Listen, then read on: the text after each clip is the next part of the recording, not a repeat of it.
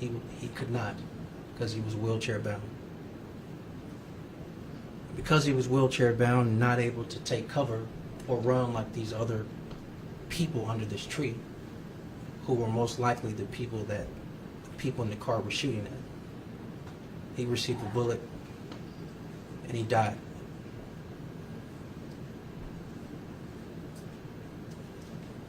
Mr. Coleman, 62 years of age.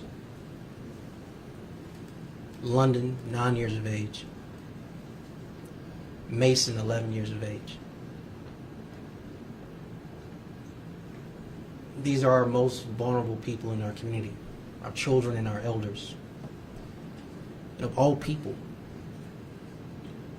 I mean, it's without fail, we're supposed to, we as in the village, everybody is supposed to do everything to take care of our children and our elders, our seniors. So I want to go back and talk about the situation, what happened after Mr. Coleman was shot. And I can only say so much because this is an active investigation. But it's important for the public to be aware of and know as many facts as we can give. And simply to say that my expectation is that these young men had some type of affinity to Mr. Coleman. Mr. Coleman had some type of affinity to these young men because they were always under this tree. It's an everyday occurrence. Sometimes playing dice, sometimes just hanging out. This is a known area. I visited this area multiple times well prior to yesterday. Police have been called and have trespassed people because it's literally right in front of a small apartment complex. But my expectation at a minimum would be that if you're always hanging under this tree with Mr. Coleman, and you know he couldn't run, and you know whatever activity you were into could bring such violence, at a minimum, render aid. Well, how about this? At a minimum, cooperate with the police. So I want to make that point very clear. That there was too many people outside with Mr. Coleman, that he was not by himself. And that in order for the police to actually be in a position to bring some form of justice to Mr. Coleman's significant other, to his brother, to his children, his grandchildren, and all his neighbors and the community and residents of Woodlawn, that the folk who were with Mr. Coleman know something. And that almost 24 hours later, not once, but twice now, I have reached out to BPD's leadership. And we have witnesses that are refusing to cooperate. Birmingham Police Department cannot solve that case or many other cases if witnesses who know who did it, know what happened, and or saw what happened, refuse to cooperate. I dare say that the same instance with Miss London and Mason, same thing. There are no secrets in this city or any community like Birmingham, where people know, have facts, have evidence, have information, know who, know what, know when, know how. Know the shooter, know the driver, know the type of car. They have the information. BPD cannot solve these cases in isolation. That on the continuum of the actual judicial process, BPD needs information, BPD needs facts, some form of evidence, some form of a witness to come forward and share information so they can get that to the actual district attorney's office. So we can in return actually get a warrant to make an arrest. So that person charged with that crime can go before a judge to have a hearing to see if there's enough evidence to bind it over to a grand jury, for a grand jury to come down and say there's enough evidence for this person to be in a position to plead guilty or not guilty, and for there to be an actual trial in front of a jury. That is a process. And you cannot, and we cannot complete that process or start that process if witnesses who we know have information refuse to cooperate, or who refuse to come forward and share credible information because they were literally out there. So yes, this is a direct plea to the young men who are out there, who literally hang with Mr. Coleman every single day, under the same tree. You know he couldn't run like you. You know he couldn't move like you. One or more, you shot back. You saw the entire thing. We need you to come forward. We need you to cooperate. We need you to share information so we can bring some form of justice to Mr. Coleman and his family. But there's other things I want to say to the public. And we'll get into, well, what is the police doing? Because that's always the question, right? We look to leadership. We look to the mayor's office. We look to the Birmingham Police Department to say, what are you doing to address crime from an enforcement standpoint? We'll get into that in a second. But I do want to talk about how the village, community members, residents have to step up. And I want to acknowledge that if you are afraid, if you don't want to give your name, if you don't want a police car, detective to come to your home, that you can call 205-254-7777. That is a Crime Stopper number. You don't have to necessarily give your name. There's a whole process we can create for you. I also want to acknowledge if you are in fear or fearful and you're concerned about where you live or retaliation, then let us know so we can create and or assist in the resources that you need to relocate so you can feel safe, if that's required in exchange for you testifying. But I also want to talk about people in this community who literally give safe harbor to people who shoot and or kill children and seniors. In 3 instances,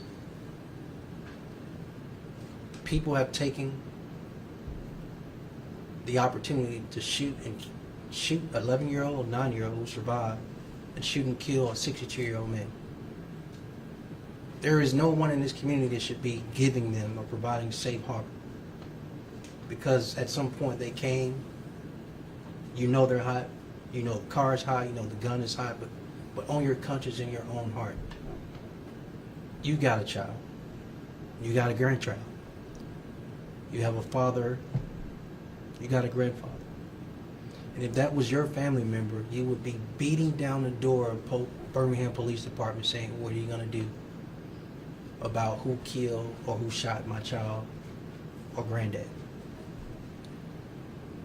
You will be pleading with the community that you know somebody saw something, begging for someone to come forward.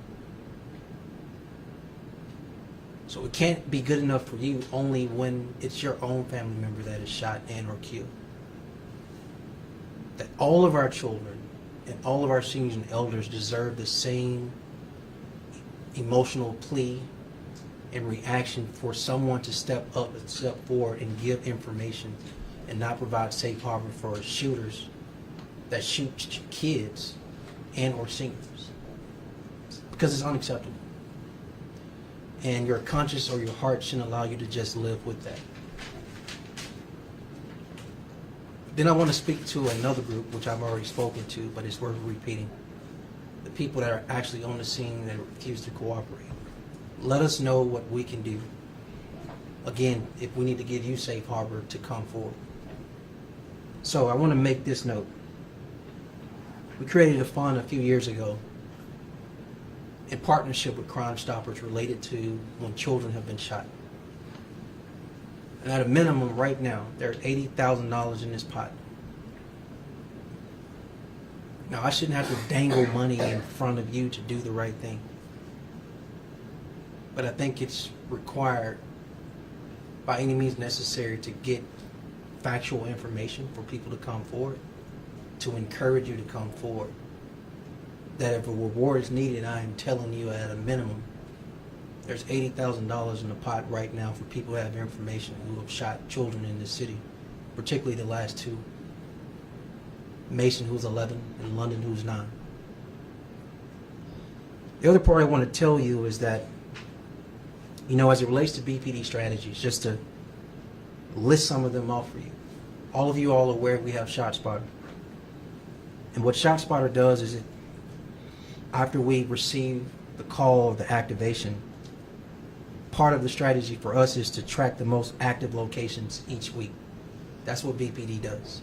And in tracking that information, what they do is distribute that information to precincts, north, south, east, and west, to determine what is happening in a particular hot area and or to get enough information of an issue that's escalated. In Mr. Coleman's situation, that wasn't the case.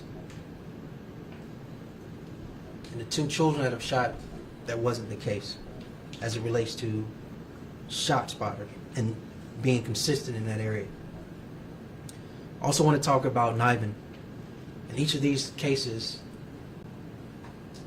we partner with the ATF, and that's very, very important because what the NIBIN program does is allow us to fingerprint, it's a fingerprint system when we collect shell casings from these 3 instances I just named. But they help investigators connect shooting crimes and those responsible. But that's a process and it takes a while.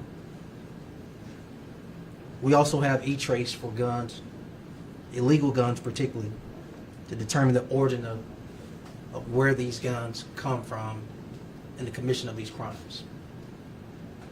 And then 2 years ago, we created a violent crimes task force in partnership with all our federal partners to help us assist, particularly with the gang violence in Birmingham and those reductions.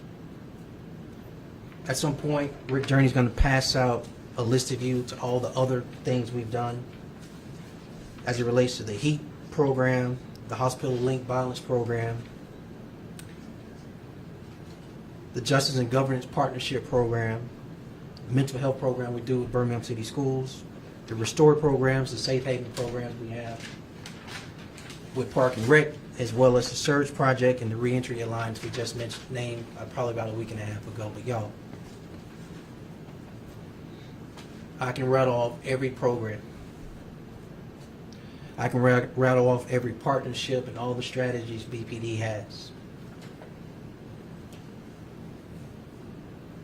But it turns out we still need the community to do their part. So again, I stand before you to request that if you know or have information on shooter or shooters, particularly as it relates to our most vulnerable, in this case, over the 72-hour window, 11-year-old Mason, 9-year-old London, and Mr. Coleman, who was 62 years of age, who is now deceased. Come forward and share that information. There's a number you can call, 205-254-7777. We are here to help. If you need safe haven, if you need relocation, if you are in fear, whatever it is, we will assist you. But we do need the village to participate in making sure we do everything we can to protect our most vulnerable in the community. With that said, I want to open it up for any questions you may have. Yeah, you mentioned that at least one of the people that were with Michael Coleman yesterday may have shot back. Is that person just not talking to police at all?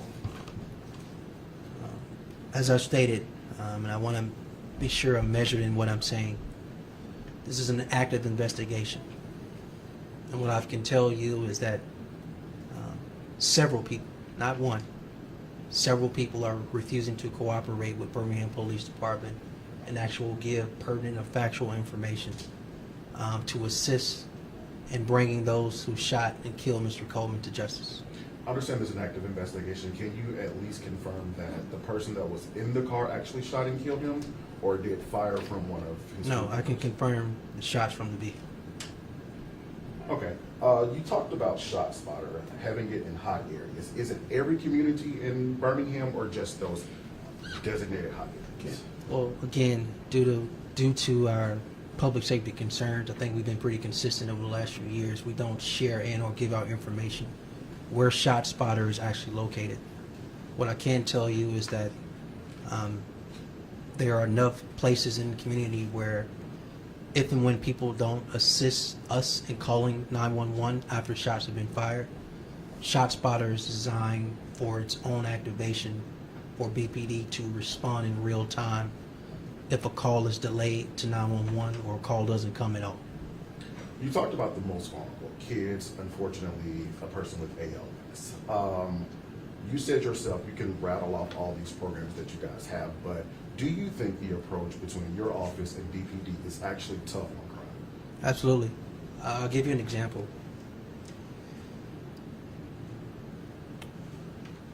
You see us continue to talk about exhibition driving and you think it's an isolation of people just doing donuts in the middle of the street.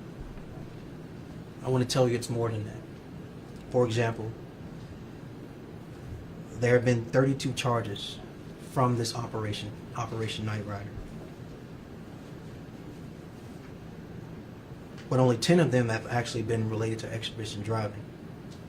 There have been 9 felonies, which is well beyond exhibition driving. There have been 25 vehicles towed. Now let's talk about what's in the vehicles. And let's talk about the type of vehicles. None of those vehicles are stolen. 22 weapons seized, 21 being handguns, and 3 switches, which we know in Montgomery, it passed out of the House, but it didn't pass out of the Senate to have more, to hold people more accountable for actually using switches. As you know, it's the device on guns. 1 rifle, and then a host of drugs from crack cocaine, heroin, pharmaceutical drugs, and a host of other illegal drugs that have come from this operation. And here's the spillover.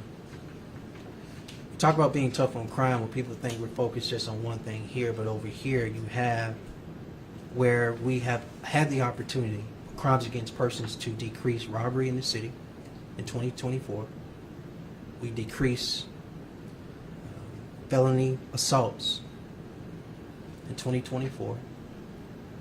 But we've seen an increase in property crime as it relates to burglary and theft. And so what we know from a theft standpoint, this operation allows us to get these cars and get this illegal stuff out of these cars. In addition to that, what we know from the forms of shootings, people are stealing cars or using stolen cars while they have these shooting activities. And so from an enforcement standpoint, it's important that we tackle things like this that have a higher yield and results on activities such as stolen cars that are used in the commission of other crimes, such as discharging a firearm in occupied dwellings and occupied vehicles. In the case of this past 72 hours, again, finding out who is still in these vehicles is extremely important.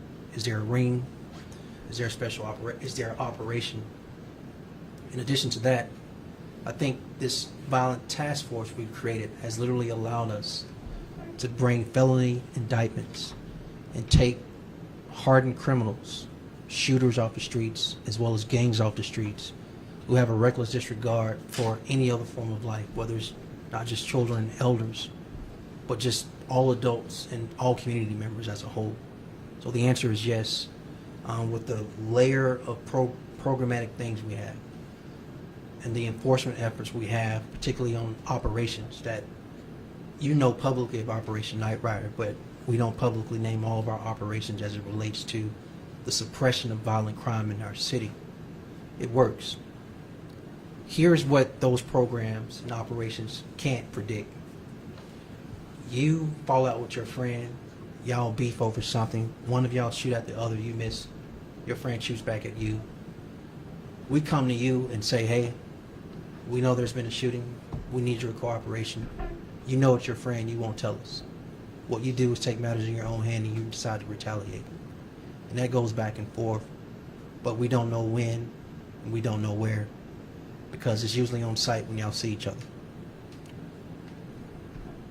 That's not a Birmingham thing, that's pretty much a American issue right now of retaliation. But in exchange, what we try to do for that to overcome that form of violence is we've partnered with City Councilor LaTanya Tate, who's over the Public Safety Committee, and I do want to publicly not only acknowledge her but thank her for her efforts related to violence disruption and the programmatic things we're doing from a re-entry as well as a prevention standpoint that includes violence disruptors in community to actually de-escalate situations to keep two people who know each other from shooting each other. Because literally 9 out of 10 of these shootings is very personal in nature. So from a policing standpoint, how do you predict and or anticipate and or control that? And so those community disruptors allows us to assist the police in de-escalating those situations. Follow up to that. Do you think BPD should be tougher on crime? Or do you think this is tougher? No. What I believe is that BPD as a department is very tough on crime, particularly crimes, violent crime. And I think stats show, as it relates to crimes against persons, on par, May of 2024 versus May of 2023. Violent crimes such as robbery, violent crimes such as felony assault, there's been a decrease.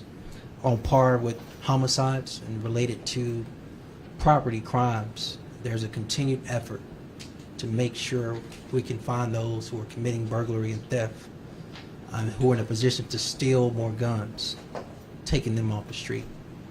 You talked about stolen cars. What's the car involved in yesterday's incident stolen? That is an active investigation. I'll leave that to BPD to answer that question. How frustrating is it that you've got a packet of really two pages full of programs and everything, and we still find ourselves dealing with situations like this? It's extremely frustrating. So here's the deal. I think it's important to always humanize our victims.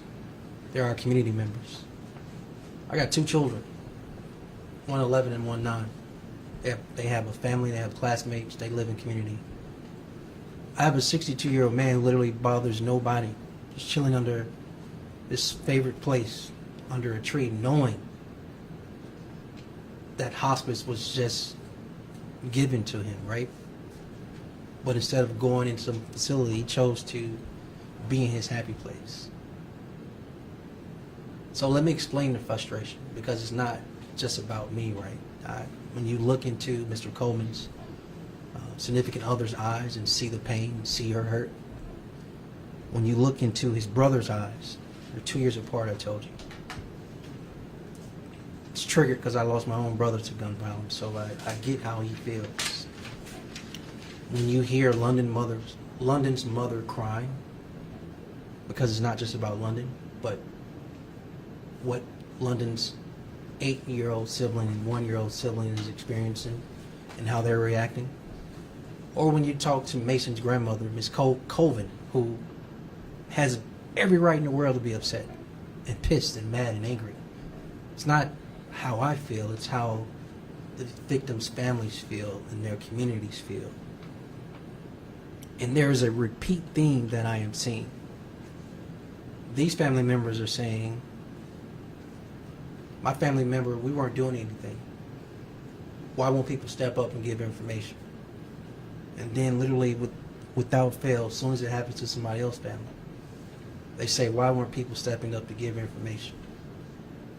I want to make it very, very clear. Because this question, he was going to drive this line about BPD and enforcement and are they doing enough? BPD can take shooters and killers off the street more if community members who have information actually come forward and give us that information. I've never seen a detective be able to solve a case without a witness coming forward or without some form of evidence. It doesn't happen. So yes, it's frustrating, but for multiple reasons. For the victim, for the victim's family and their community, as well as actually knowing that people have information and they refuse to share it with us to actually go get the shooter or killer off the street. Do you think the community really grasps this cycle of retaliation and, like you said, it could be their loved one tomorrow? Do you think they really understand the need to come forward? I do. I think the community knows, and that is why we do extra things. Look, we work we're working to build out our intelligence infrastructure. Knowing that in one hand, we have to get very creative and innovative in how we collect information that people don't want to come forward. That's one.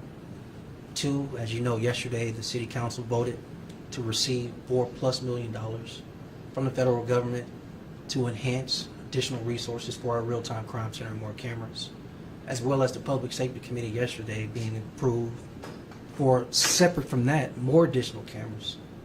Cameras aren't enough, y'all. Cameras allows you to engage and interact if a crime occurs, right? But the best way to decrease crime, the best way to prevent crime, is to actually take shooters and killers off the street. And to your question, here's what we know. In this city, unfortunately, people give safe harbor to shooters and killers. They know them. They won't tell us. And then I want to talk to the people who fear or in fear. I think that's a certain segment.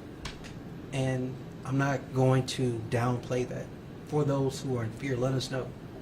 We're not the federal government, but trust me, there are local resources that we can get very creative with to assist a person wanting to come forward but also concerned for their safety, making sure we do everything we can to protect them, all the way up into the process of them actually testifying before a jury, because that's what needs to happen, to actually hold a person accountable and find them guilty. That is the last step.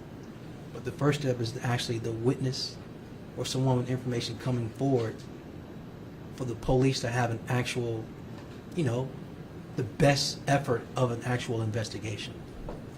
Mr. Mayor, there was If I could jump in really quick, just time check for you, because I know you got other things. We've been going about 35 minutes.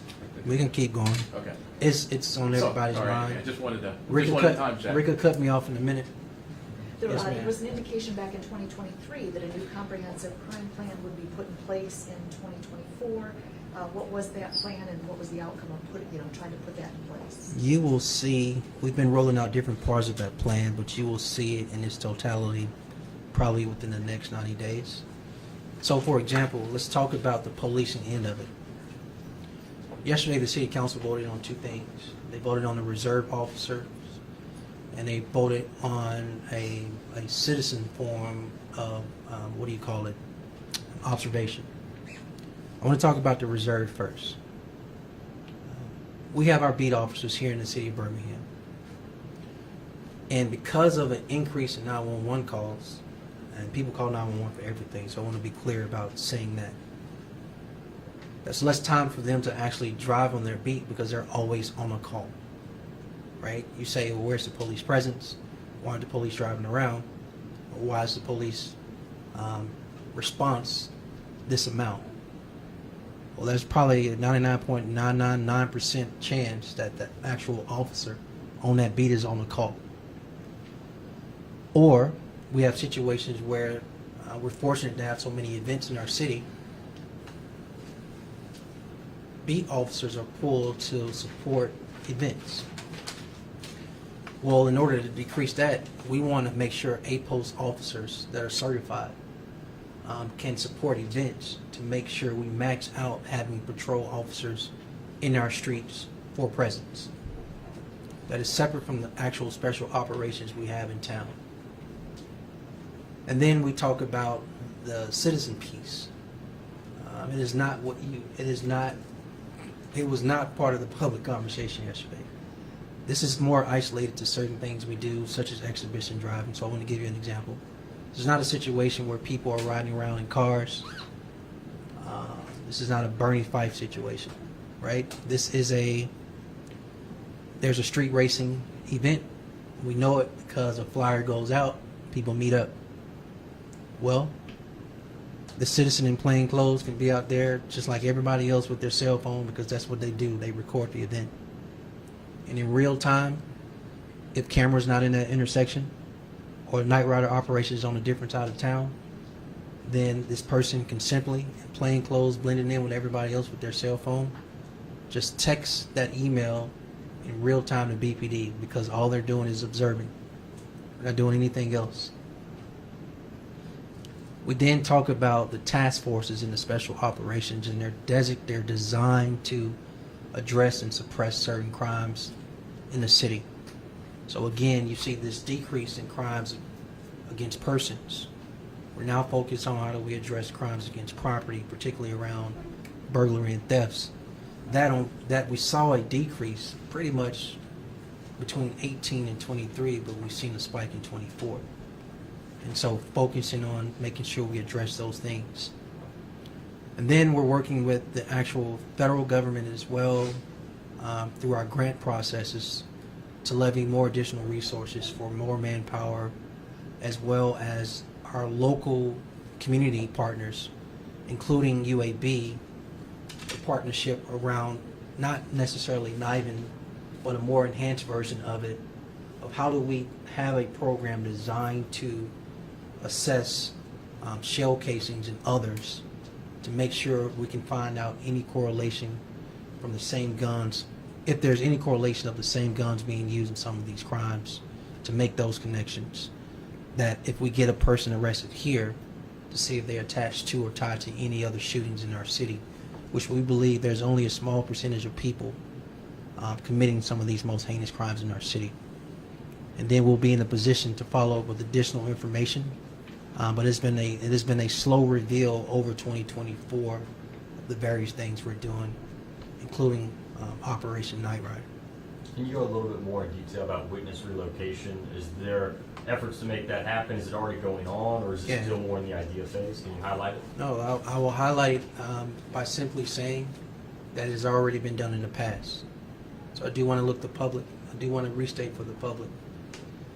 If you have information that is pertinent to an actual investigation of a shooting and or a homicide or felony assault where someone has survived, especially for a child or a senior, but you're in fear of your own life, or fear of retaliation, or fear of where you live, 205-254-7777. Let us know. And I commit to you there are resources to help you not only feel safe, but at a minimum equally be safe. And if that requires relocation, if that requires safe harboring, if that requires resources, whatever that looks like, we're not only ready but willing to provide.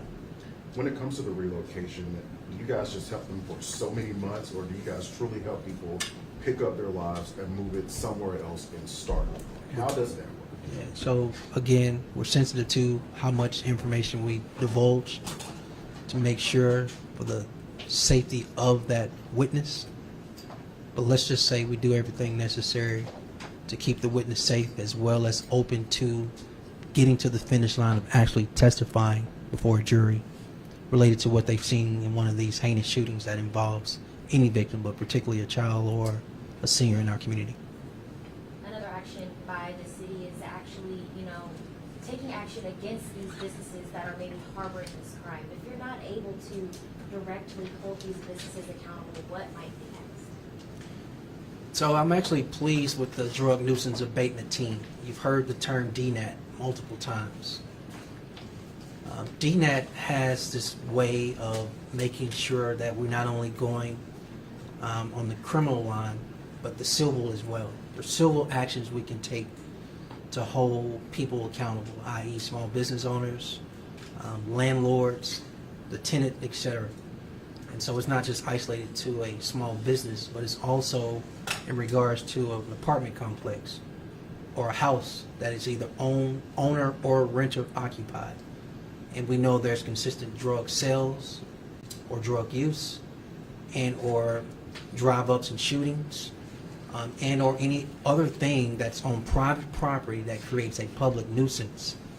The drug nuisance abatement team has this tool where they go before a civil judge to either shut, the judge is then given the opportunity to say business owner and or tenant and or landowner, please come into compliance. These are the things you have to do.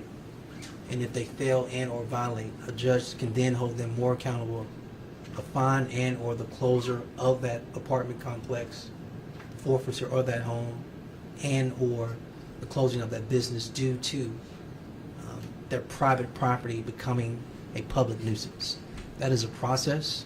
In the past, I do want to give some stats. Just in the last few years, the drug nuisance abatement team has had 129 properties receive demand for corrective action. So they're doing an amazing job of actually holding private business, private ownership accountable, and getting in front of a civil judge to make sure they're in compliance, and if not, more corrective action up to closing that business or that house or apartment. Back to the Coleman case, have police released Detective Lee for limited court? You have to speak with the Birmingham Police Department about that. I won't necessarily get into any more information on the investigation related to the 3 shootings, but for what I've publicly shared a minute ago. Anybody else? I have one more on the topic of the Citizens Observer Patrol. A lot of people, as you mentioned, are already fearful to come forward. Maybe what is your message to these people who you are trying to get to be a part of this initiative? This is a very niche initiative. The number's up to. You won't see anytime soon 200 citizens actively being out there. That's not what this is about. 1, we have to create the program. 2, they have to be trained by BPD. 3, we have to find something that we think we've already found to place citizens in to simply observe and share information with police in real time. We believe in the places we're thinking about. It's not crimes against persons per se, and it is not a situation where they would be in harm's way. And so my encouragement is very simple. I am unaware of any city in America where the police and or the mayor's office can do everything on their own.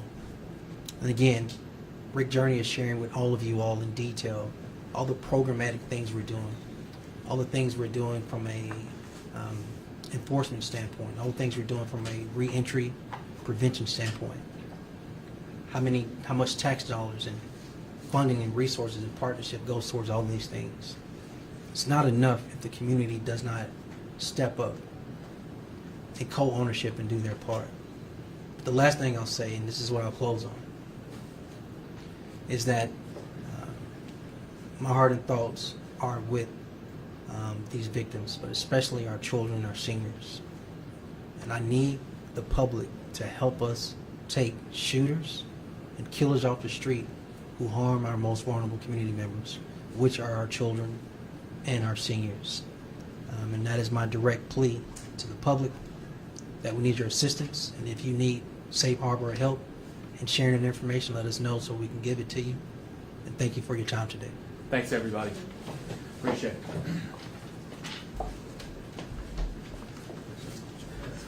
So, Olivia, this isn't everything, but this is the ones we got from Office of City Attorney. Some of these are settlements. You want me out? Good. Some of the OCA provided, we can't, we just have the location or we don't have the location, but some of these are settled. These are typically your settlements. So part of the settlement is that, no, I'm not giving it to you. I'm just kidding you, man.